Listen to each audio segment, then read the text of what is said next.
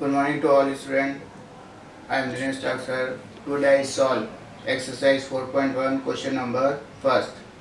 Check the linear equation in two variables are consistent or inconsistent.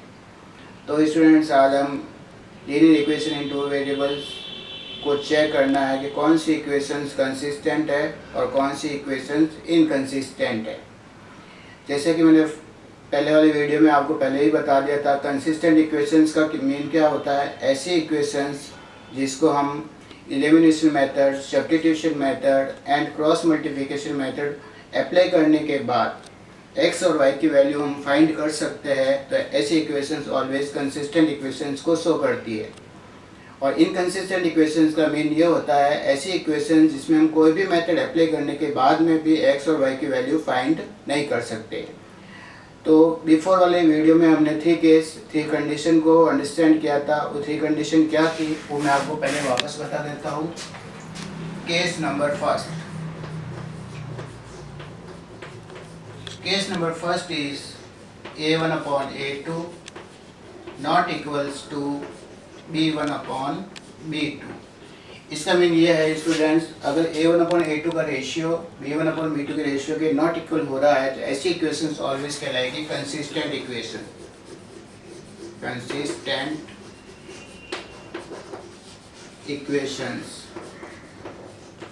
Clear student. अब now second case number second is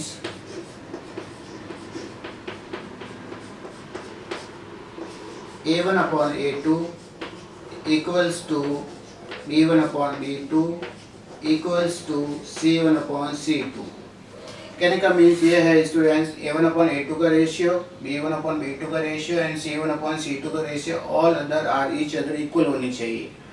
अगर तीनों ratio अगर same आ रहे हैं, तीनों रेशियो अगर इक्वल आ रहे हैं तो ऐसी इक्वेशंस को भी हम ऑलवेज कंसिस्टेंट इक्वेशन से शो करेंगे। Consistent equations। and last case is case number third, a1/a2 equals to b1/b2 and not equals to c1/c2। इसका मीन ये है स्टूडेंट्स, a1/a2 और b1/b2 का रेशियो ईच अदर इक्वल होगा, बट इन दोनों का जो रेशियो होगा वो c1/c2 के नॉट इक्वल होना चाहिए। ऐसे कंडीशन में ऑलवेज जो रिजल्ट शो होगा वो होगा इनकंसिस्टेंट इक्वेशंस, जिसमें हम एक्स और वाई की वैल्यू फाइंड नहीं कर सकते। Inconsistent equations. एक्सरसाइज 4.1 का क्वेश्चन नंबर फर्स्ट में हमें यही अप्लाई करना है, कौन सी इक्वेशंस कंसिस्टेंट है और कौन सी इक्वेशंस इनकंसिस्टेंट है। इसको हम कैसे अप्लाई करेंगे, इसको मैं एक एग्जाम्पल के थ्रू आपको अंडरस्टैंड करवाने की कोशिश कर रहा हूँ।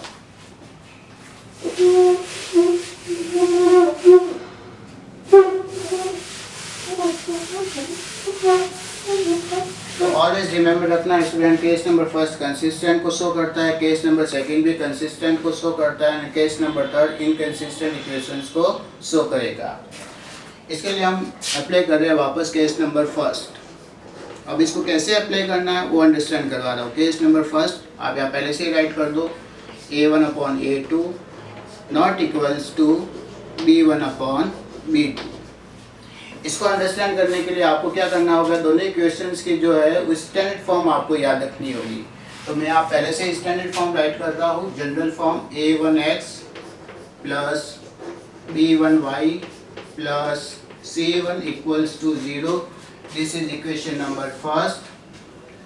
Always right hand side are equals to 0 होना चाहिए। And second equation is a2x plus b2y plus c2 equals to 0. This is equation number second. Dear students, ये आपकी स्टैंडर्ड फॉर्म है दोनों इक्वेशंस की।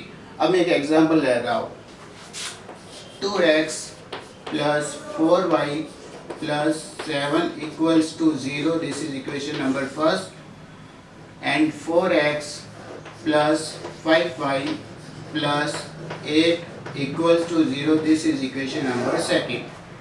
Clear student. अब आपको क्या करना है कि इन दो इक्वेशंस आपको जो गिवन है आपको चेक करना है कि बोथ इक्वेशंस आर कंसिस्टेंट और इनकंसिस्टेंट को। इसके लिए आपको क्या करना होगा स्टूडेंट्स, आपको a1/a2 की वैल्यू फाइंड करनी है और b1/b2 की वैल्यू फाइंड करनी है, फिर ईच अदर कंपेयर करना है। अगर दोनों रेशियो अगर नॉट इक्वल होते हैं तो केस नंबर फर्स्ट को शो करेगा और केस नंबर फर्स्ट का रिजल्ट ऑलवेज कंसिस्टेंट इक्वेशंस रहेगा।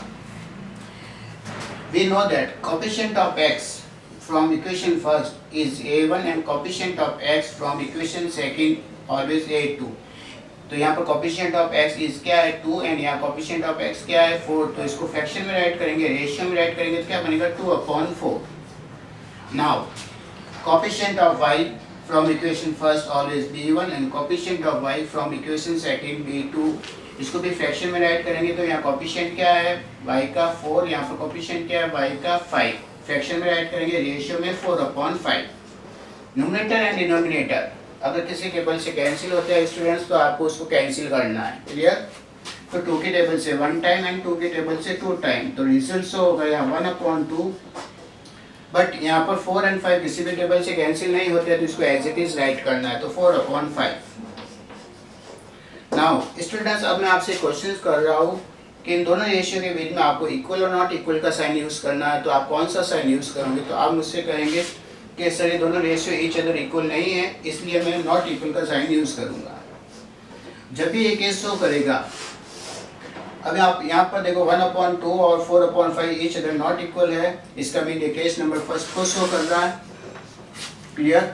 और जब भी केस नंबर फर्स्ट अगर किसी क्वेश्चन में अप्लाई होता है तो ऑलवेज इसका जो रिजल्ट होगा वो कंसिस्टेंट इक्वेशंस को शो करेगा। अब आपको क्या करना है, ऐसी कंडीशंस के लिए आपको क्या करना है, केस नंबर फर्स्ट राइट करना है। Case number first a1/a2 not equals to b1/b2। तो a1/a2 का रेशियो क्या है 1/2 नॉट इक्वल्स टू b1/b2 का रेशियो 4/5। अब आप रिजल्ट राइट करेंगे कंसिस्टेंट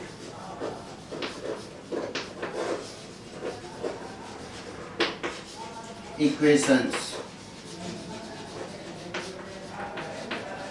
यानी क्वेश्चन नंबर एक्सरसाइज 4.1 का क्वेश्चन नंबर फर्स्ट में आपको केस नंबर फर्स्ट कैसे अप्लाई करना है वो आपने अंडरस्टैंड किया होगा। अब मैं कोई केस नंबर सेकंड के लिए एक एग्जांपल ले रहा हूँ, उसको किस पैटर्न से सॉल्व करना है वो आपको ध्यान से देखना है।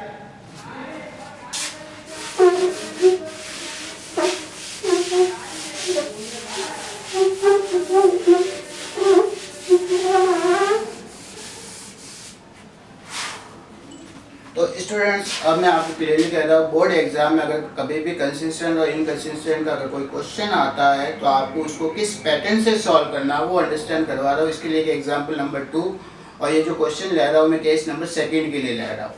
तो एग्जाम्पल नंबर 2 आपको क्वेश्चन में 2 इक्वेशंस गिवन होगी।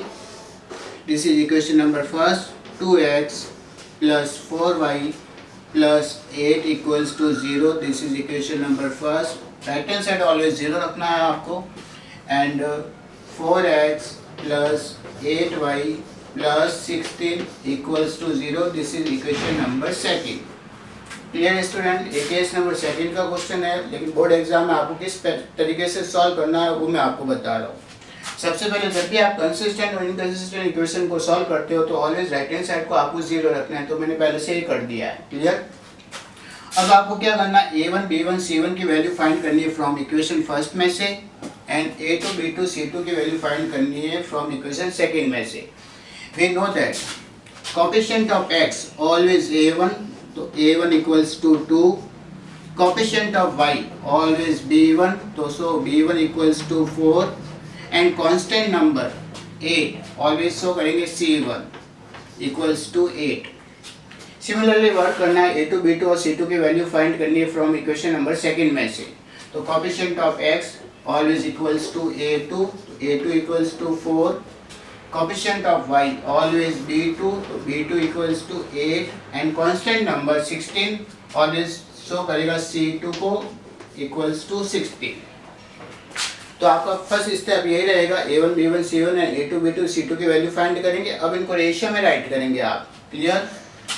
a1/a2 का रेशियो बनाएंगे, वैल्यू पुट करेंगे, a1 की वैल्यू इज 2, a2 की वैल्यू इज 4। अगर न्यूमरेटर एंड डिनोमिनेटर किसी टेबल से कैंसिल होते हैं तो उसको कैंसिल करना है। तो ये 2 की टेबल से कैंसिल होते हैं, ये 1 टाइम होगा, ये 2 टाइम्स होगा। तो रिजल्ट से होगा 1/2। सिमिलरली वर्क करना है, B1/B2 का रेशियो बनाना है, तो B1/B2, value of B1 is 4 and value of B2 is 8। 4 and 8 4 की टेबल से कैंसिल होते हैं, ये 1 टाइम होगा, ये 2 टाइम होगा, तो रिजल्ट से होगा 1/2।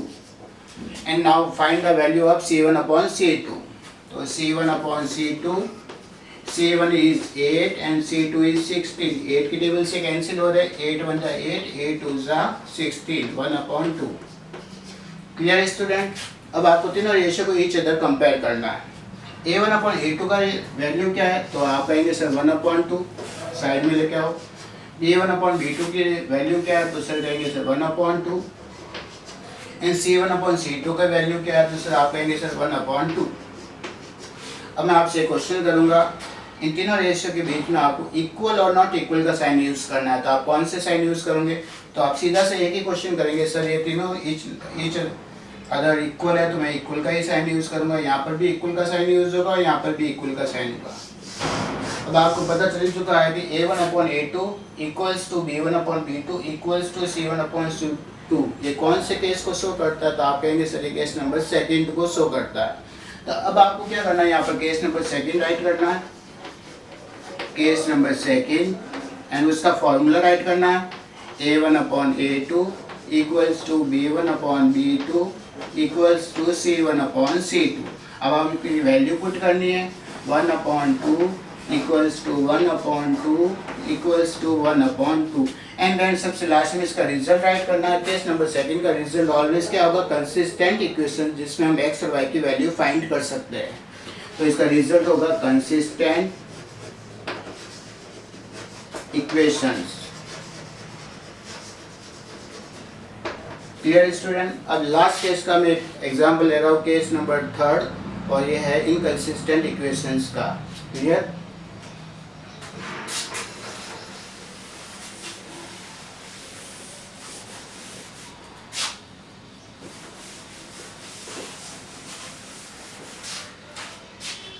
Now, example number third. Case number third, 2x plus 6y